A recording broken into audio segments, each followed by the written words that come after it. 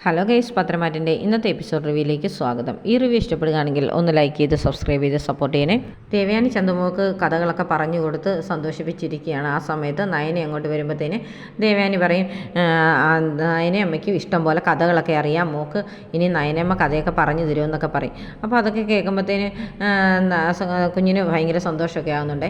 അന്നേരം ദേവയാനി നയനോട് ചോദിക്കുന്നുണ്ട്, എന്ത് പറ്റും മോളെ ആദർശ് ഈടെയായിട്ട് ഭയങ്കര ഗ്ലൂമിയാണല്ലോ, ആരോടും ഒരു കാര്യങ്ങൾ സംസാരിക്കുന്നതുമില്ല എന്നൊക്കെ. അന്നേരം നയന എന്ന് ആദർശിനോട് ചോദിക്കുകയാണ്, എന്താ ആദർശേട്ടൻ എന്താ പറ്റിയത്, എന്തെങ്കിലും ടെൻഷൻ ഉണ്ടെങ്കിൽ അത് തുറന്നു പറയാനൊക്കെ പറയും. അപ്പോൾ ആദർശ് ആദ്യമൊക്കെ ഒന്നുമില്ല എന്നൊക്കെ പറയും. പിന്നീട് ആദർശ് പറയുകയാണ്, അനഘയുടെ മരണവും ആ സമയത്ത് ഇങ്ങനെ ഫോൺ വിളിച്ച് മുത്തശ്ശൻ കൊണ്ടുപോയതും അവിടെ ചെന്ന് കഴിഞ്ഞപ്പോഴത്തേന് അനഘയുടെ വീട്ടിൽ ആദർശിൻ്റെയും അനഘയുടെയും കൂടെ ചേർന്ന് നിൽക്കുന്ന ഫോട്ടോ കണ്ടത് ആ കുഞ്ഞിൻ്റെ അച്ഛൻ ആദർശാണെന്ന് പറഞ്ഞതെന്നൊക്കെ. അതൊക്കെ കേൾക്കുമ്പോഴത്തേന് നയനയുടെ സ്വഭാവം അങ്ങ് മാറുകയാണ്. നയനെ അങ്ങ് ദേഷ്യപ്പെടുകയാണ്. അപ്പോൾ ആദർശേട്ടന് കല്യാണത്തിന് മുമ്പ് ഈ പെൺകുട്ടിയായിട്ട് ബന്ധമുണ്ടായിരുന്നല്ലേ, അങ്ങനെ ഉണ്ടായ കുട്ടിയായി കുഞ്ഞല്ലേ എന്നൊക്കെ ചോദിച്ച് ഭയങ്കരമായിട്ട് ബഹളം വെക്കുകയാണ്. ഞാനല്ല കുഞ്ഞിൻ്റെ അച്ഛൻ എന്നൊക്കെ പറയാൻ നോക്കിയിട്ടും നയനെ അതൊന്നും ഉൾക്കൊള്ളുന്നില്ല. നയനെ എനിക്കിനി ഒന്നും കേൾക്കണ്ട, ഇതാ ആദർശേട്ടൻ്റെ സ്വഭാവം എന്നൊക്കെ പറഞ്ഞ് താഴെ ഇറങ്ങി വന്ന് മുത്തശ്ശനും മുത്തശ്ശിയും ദേവയാനിയൊക്കെ നിൽക്കുമ്പോൾ അവിടെ വന്ന് പറയുകയാണ്, മുത്തശ്ശൻ ഇങ്ങനെ ഒരു കാര്യം ചെയ്യുമെന്ന് ഞാൻ വിചാരിച്ചില്ല, എല്ലാവരോടും മുത്തശ്ശൻ പറഞ്ഞിരിക്കുന്നത് കള്ളം പറയരുത്, പ്രവർത്തിക്കരുതെന്നൊക്കെ. എന്നിട്ട് മുത്തശ്ശൻ ഇങ്ങനെ ഒരു കാര്യം ചെയ്തല്ലോ, ചന്തുമോളുടെ അച്ഛൻ ആദർശേട്ടനാണല്ലേ എന്നൊക്കെ ചോദിക്കും. അന്നേരത്തേന് മുത്തശ്ശിയും ദേവയാനി ആകെ ഞെട്ടി ഇങ്ങനെ നിൽക്കുകയാണ്. എന്നിട്ട് ദേവയാനി എന്ന് ചോദിക്കുന്നുണ്ട്, എടാ ഇത് സത്യമാണോ എന്ന്. അപ്പോൾ ആദർശ് അത് എന്നൊക്കെ പറഞ്ഞു വരുന്നതിന് മുമ്പ് തന്നെ ദേവയാനി ആദർശിൻ്റെ ചെവിക്കൽ തീർത്തൊരെണ്ണം കൊടുക്കുകയാണ്. ഇതൊക്കെ ആദർശ് ഇങ്ങനെ കട്ടിലെ ചാരി കിടന്ന് ഓർത്തതായിരുന്നു. അപ്പോൾ ശരിക്കും നയനെ അങ്ങോട്ട് കയറി വരുന്നുണ്ട്. എന്നിട്ട് ചോദിക്കും, എന്താ പറ്റിയ ആദർശേട്ടാ, എന്താ എന്നൊക്കെ ഒരു ടെൻഷൻ പോലെ എന്നൊക്കെ ചോദിക്കുന്നുണ്ട്. എനിക്കൊരു ടെൻഷനും ഇല്ലെന്ന് പറയും. എന്നാലും ആദർശേട്ടൻ എന്താ ചന്തുമോളെ ഇങ്ങോട്ട് കൊണ്ടുവന്ന് പിന്നെ ആദർശേട്ടന് ഭയങ്കര മാനസിക ബുദ്ധിമുട്ടുണ്ടല്ലോ, ആ ചന്തുമോളെ തന്നെ ആദർശേട്ടനായിട്ട് എന്തെങ്കിലും ബന്ധമുണ്ടെന്നൊക്കെ ചോദിക്കുന്നുണ്ട്. എനിക്ക് ആ കുട്ടിയെ ഇത് വിധത്തിലും അറിയത്തില്ല എന്നൊക്കെ പറയും.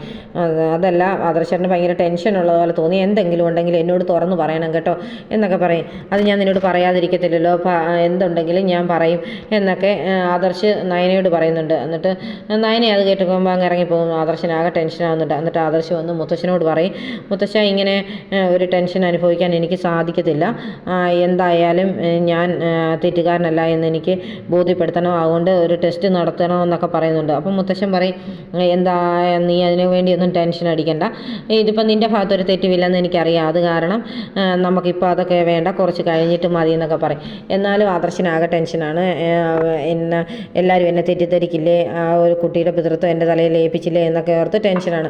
മുത്തശ്ശൻ അന്നേരം ആദർശനെ ഒരുപാട് ആശ്വസിപ്പിക്കുന്നുണ്ട്. അന്നേരം പറയും, അതല്ല അന്ന് മരണത്തിന് ചെന്നപ്പോഴത്തേന് അനഘയുടെ ബന്ധുക്കളൊക്കെ കണ്ടായിരുന്നല്ലോ എന്നെ, അപ്പോൾ അവരതെല്ലാവരോടും പറയില്ലേ എന്നൊക്കെ ചോദിക്കും. അവരത് പറയില്ല, പറഞ്ഞാൽ എൻ്റെ സ്വഭാവം എന്താണെന്ന് അവർക്ക് അറിയേണ്ടി വരുമെന്നൊക്കെ ഞാൻ പറഞ്ഞിട്ടല്ലേ പോകുന്നതെന്നൊക്കെ പറയുന്നുണ്ട്. അതല്ല, ഈ വീട്ടിലുള്ള തന്നെ ഒരുത്തനുണ്ടല്ലോ അഭി ഇനി എല്ലാവരോടും ഇത് പറഞ്ഞു കൊടുക്കുകയില്ലെന്നൊക്കെ ചോദിക്കും. അവനോട് ഞാൻ പറഞ്ഞിട്ടുണ്ട് ഇനി പറഞ്ഞേക്കരുതെന്ന്, അങ്ങനെ അവനായിട്ട് വല്ലവരോടും പറഞ്ഞിട്ടുണ്ട്. അവൻ ഈ വീട്ടിൽ ഇനി കാണുകയില്ല, കമ്പനിയിലും കാണുകയില്ല എന്നുള്ള കാര്യം അവനറിയാം. അതുകൊണ്ട് അവൻ അങ്ങനെ ഒരു സാഹസത്തിനൊന്നും മുതിരുമെന്ന് എനിക്ക് തോന്നുന്നില്ലെന്നും മുത്തശ്ശൻ പറയുന്നുണ്ട്. പിന്നീട് കാണിക്കുന്നത് ആദർശ മുറിയിൽ ഇങ്ങനെ പേഴ്സ് തപ്പി നടക്കുന്നതാണ്. ആ സമയത്ത് നയനെ അങ്ങോട്ട് വരുന്നുണ്ട്. അപ്പോൾ നയനെ ചോദിക്കും, എന്താ ആദർശേട്ട തപ്പെന്ന് ചോദിക്കും. എൻ്റെ പേഴ്സ് നീ കണ്ടായിരുന്നു ചോദിക്കും. ഞാൻ അതിന് ആദർശേട്ടൻ്റെ പേഴ്സൊന്നും എടുക്കാറില്ലല്ലോ എന്ന് പറയും. എന്നിട്ട് നയനെ ഇങ്ങനെ തപ്പാൻ നോക്കുമ്പോഴത്തേന് ആദർശിൻ്റെ പോക്കറ്റിൽ തന്നെ ആ പേഴ്സ് കിടക്കുന്നതാണ്. ഇതെന്താ ആദർശേട്ടാ ഇങ്ങനെയുണ്ടോ ഒരു മറവി എന്നൊക്കെ ചോദിക്കും. ഞാൻ ആ പേഴ്സ് എടുത്ത് എൻ്റെ പോക്കറ്റിൽ വെച്ച കാര്യം ഞാൻ മറന്നുപോയായിരുന്നു, ഞാൻ അങ്ങനെ ഒരു കാര്യം ഓർക്കുന്നില്ലെന്ന് പറയും. എന്നാലും ഇങ്ങനെയും ഓർക്കാതിരിക്കുമോ, ചിലരൊക്കെ ഇങ്ങനെയും ഓർക്കാതിരിക്കും, കണ്ണേ വെച്ചുകൊണ്ട് എത്ര പേര് കണ്ണാടി അന്വേഷിച്ച് നടക്കും എന്നൊക്കെ പറയും. അവരുടെ പോലെ അല്ലല്ലോ ആദർശേട്ടൻ ഞാൻ പോലും എന്തെങ്കിലും മറന്നുപോയ എന്നെ ഓർപ്പിക്കുന്ന ആദർശേട്ടനല്ലേ. ഇപ്പോൾ ആദർശേട്ടൻ എന്ത് പറ്റിയതാണ് ഇങ്ങനെയൊക്കെയുള്ള കാര്യങ്ങളൊക്കെ മറന്നു പോകുന്നതെന്നൊക്കെ ചോദിക്കുന്നുണ്ട്.